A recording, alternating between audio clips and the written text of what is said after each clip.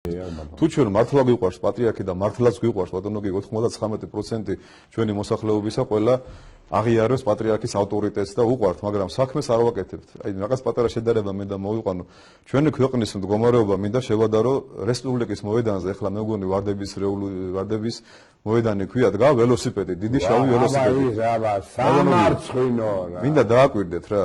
ეს არის სატანური სიმბოლო.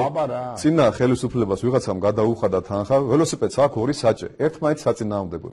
შეიძლება ასეთ ველოსიპედი არსებობს. ანუ გზა არსაით. გზა არსაით. დააკვირდით და ჩვენი ქვეყნის ახალგაზრდობაც სამწუხაროდ და ძალიან ბევრი არის.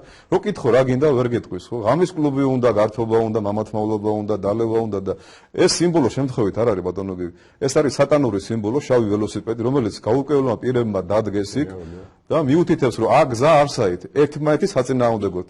შეიძლება ასეთი ველოსიპედი არ შეიძლება. ბატონო გივი, გაიხსენეთ კვერცხები და ზეთ შლოპანსი. კვერცხები რა არის? სიცოცხლის სიმბოლო ხო არის კვერცხები? რატო უღებავთ ჩვენ აღდგომას ხო? ანუ გაჭყლეტვა სიცოცხლის მამათმავლების მიერ.